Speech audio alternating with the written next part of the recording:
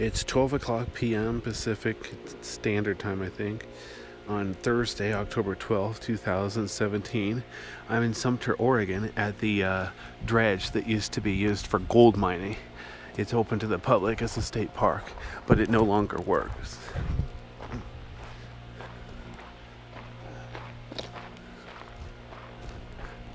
This is where they scooped up this stuff to go inside for processing.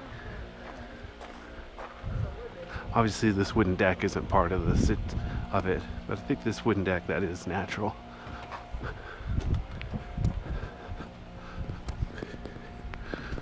Notice those buckets make the return trip down here. People have been throwing coins down there. They're not supposed to, but you know how people are. So the buckets that scoop stuff up goes that way, and then the empty ones make the return trip this way. Can't really see very far. My camera's not very good in low light. It goes up that way inside the structure. Notice here you can see it looks like a gigantic chain. The bucket's underneath there.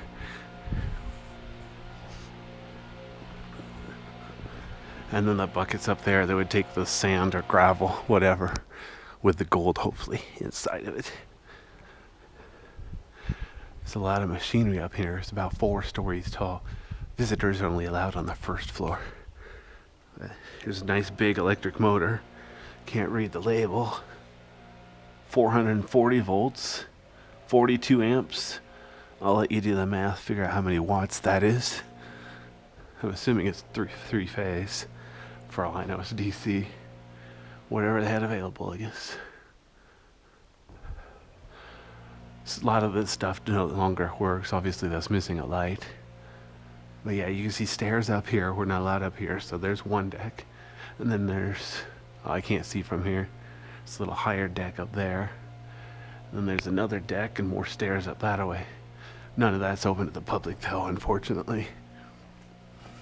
Here's a water pump. There's 3 water pumps here that were used for processing to try to get the gold to work. Here's a pond. A little bit of creek flowing out there, water flowing. Obviously it's not hooked up to really work anymore. So here's what I was saying. Portland ore. Water was needed. Water was pumped through the dredge using 3 large water pumps. One pump washed the dirt into the dredge from the buckets.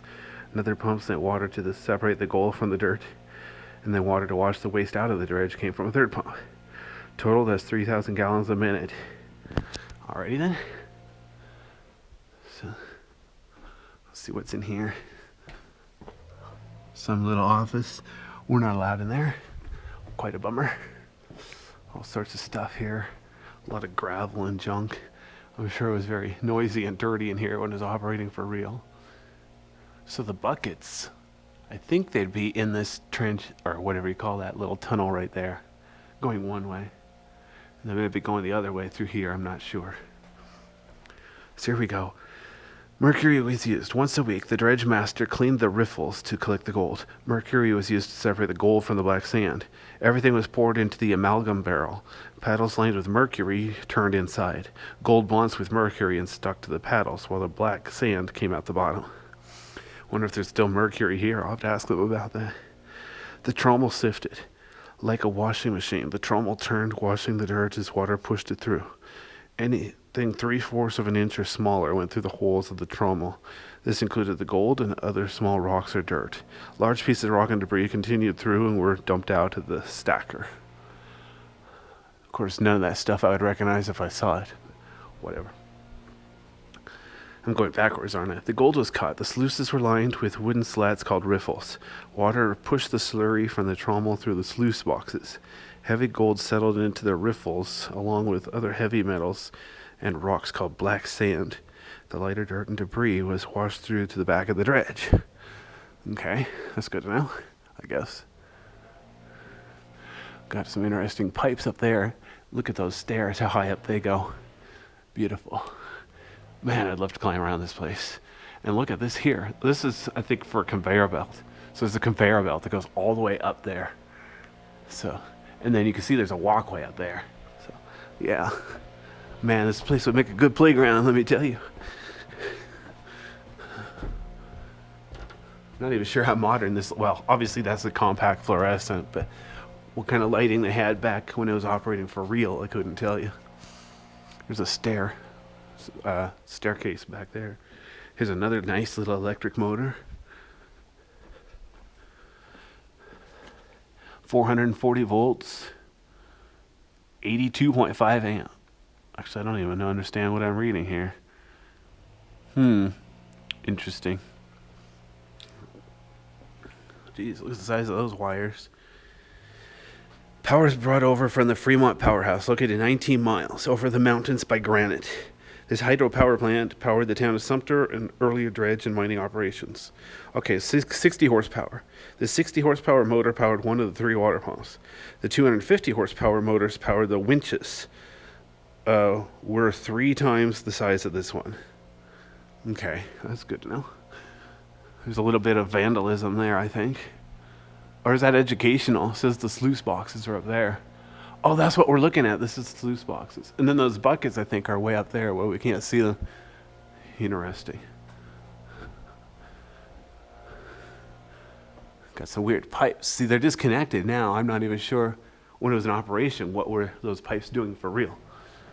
Unfortunately, so yeah, here's some stairs up there. Fortunately, we're not allowed up there.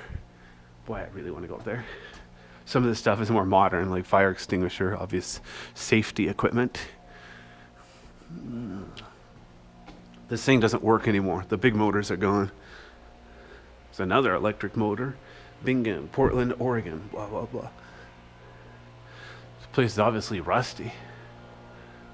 Very interesting. Got some weird wheels and gears here. Not sure what it was all for. There's obviously some signs around here that explains what it does. Boy, I'd love to see it work. Yeah, so you can see there's this level here. There's sort of a deck here, but these stairs go up there. And then there's more stairs up that way. So there's at least 3 levels up here. But helps me a whole lot. Steam heated the dredge. Winters were very cold, so I've heard. Water was used to separate the gold from the soil. The freezing temperatures froze the water and risked forcing the dredge to shut down. The boiler was used to bring heat to the water lines and metal machinery. Pipes ran from the boiler all over the dredge, keeping temperatures just above freezing. Wow. Huh, there's a cool walkway here, like a catwalk. That must be for maintenance or something. Wow, that'd be crazy. So I think that's as much as I can see inside this thing. Let me go out here. It's partly wrapped up, I'm not sure why, but I think the buckets go out here to dump the useless stuff, you know, gravel and so on, out the back there. There's a deck up there that's like 3 stories up there. That's really cool. Excuse me. Wow, about to sneeze. Please use caution. Now they tell me I forgot to use caution. Too late now.